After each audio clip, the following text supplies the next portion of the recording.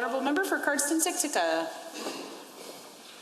Why, thank you, Madam Speaker. I appreciate this opportunity to rise in the chamber today on 29-2 Way and to speak in favor, rather to respond to the member opposite, Edmonton from Edmonton Ellerslie,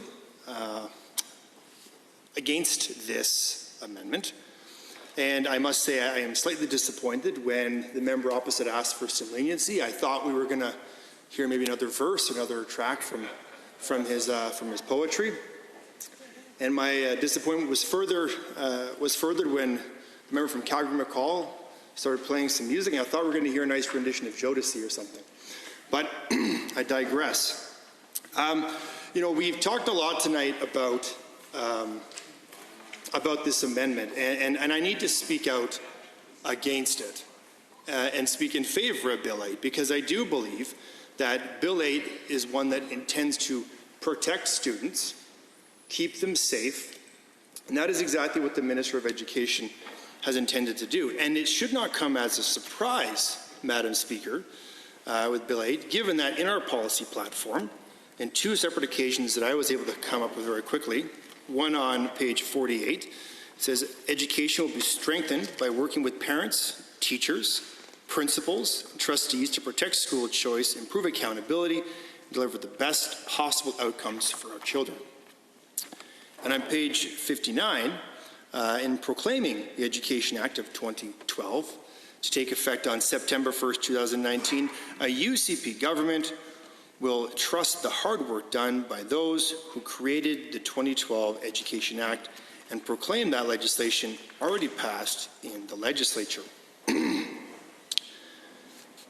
But there's been a lot of talk about the concern for bullying, and I wanted to maybe mention quickly about the definition of bullying. And I don't usually do this, but thought I'd read it out as the blustering, quarrelsome, overbearing person who habitually badgers and intimidates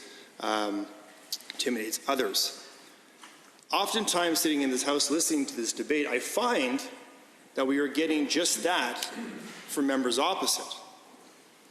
And in particular, I remember hearing the member from Edmonton Ellerslie on June 6th, or rather on June 12th, say, I tune out sometimes because I don't agree.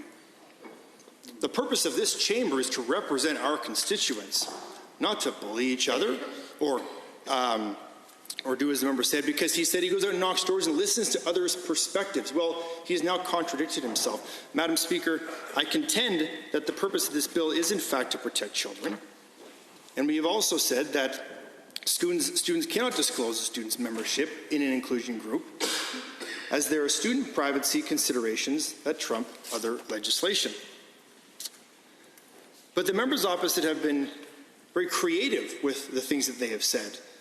And if they spent as much time talking to constituents as they do in creating new names for the bills that we introduce in this legislature, something like the Pick Your Pockets bill, or Bill Hader, the Bad Faith Bargaining bill, they might actually listen to other constituents who actually don't agree with them. Constituents like those in Cardston-Siksika. Constituents who believe that parents, not legislators, know what's best for their kids.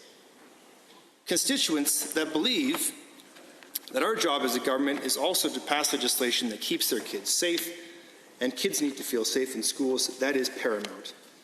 So the legislation that we're debating today respects the hard work done by Albertans over the years of consultation, and I wanted to highlight that briefly, specifically the work that began in the mid-2000s to replace the outdated School Act, which has been in place since 1988. The 80s were a great year, but it's time to replace the bill. The world was changing, and school officials and students, and along with the education system, and we needed legislation that reflected that. And so, though the Education Act never came into force,